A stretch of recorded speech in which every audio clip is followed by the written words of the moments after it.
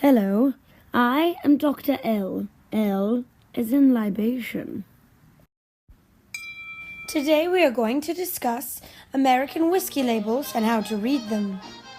As the United States changed and flourished throughout history, so has American whiskey production.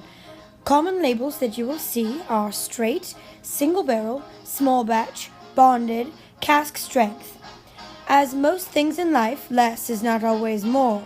When describing a product, you should be as precise as possible so everyone knows exactly what is inside. If a whiskey label is bare, it means one of two things: that the whiskey itself is not that much to brag about, or it is mass-produced and is a flagship version of that whiskey. Basically meaning every bottle is exactly the same and there will be no variance in flavor. This is done on purpose so that every bottle of that particular brand of whiskey, no matter where it is shipped in the world, will always taste exactly the same. This is done through a blending of barrels. This blending is done by a master blender, and their goal is to recreate a distinct flavor profile that every single bottle with the same label will have. Straight whiskey is the most straightforward. The laws for labeling your whiskey as straight whiskey is that it must be aged for a minimum of 2 years in original char American white oak barrels, and it must be a minimum 51% of the grain advertised on the label. A flagship whiskey can use any number of barrels. However, a small batch means using less than you normally would. Blackjack is a perfect analogy for discussing the difference between small batch and single barrel. Small batch means a limited number of barrels blended together to achieve a perfect flavor profile, or 21 after a few hits. For a single barrel, you achieve that 21 or perfect flavor profile with a single barrel, so that barrel is now placed in a bottle and ready to serve. Some whiskeys you see will use the term bonded.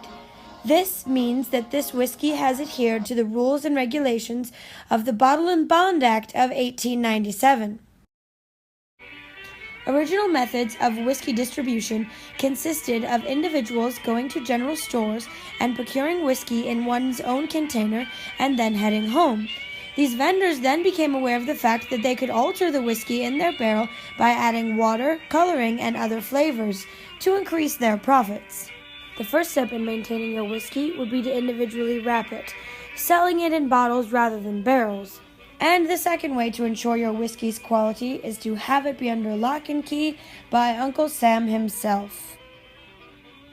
This legislation was pushed forward by Colonel E.H. Taylor, who wanted to ensure that his whiskey had the allure of being a higher quality because he could legally prove its age and proof as certified by the United States government. The laws are: 1, that it must be aged in a government-guarded facility for a minimum of 4 years, and that it must be served at exactly 100 proof. This regulatory law was needed, as the FDA did not come into existence until 1906. Cask strength. Cask strength whiskey will typically be a much higher proof than your average whiskey. This is because this whiskey has not been diluted with water before it entered the bottle. The legal minimum for whiskey in the United States is 80 proof. However, the legal maximum for barreling a whiskey in the United States is 125 proof. During the maturation process, either water or alcohol or both leave the barrel at different rates. This evaporated liquid is referred to as the angel's share, roughly 3% a year. If this whiskey remains untouched from leaving the barrel to the bottle, it will be labeled as cask strength or barrel proof. So the next time you read a whiskey label, you'll know exactly what you're getting.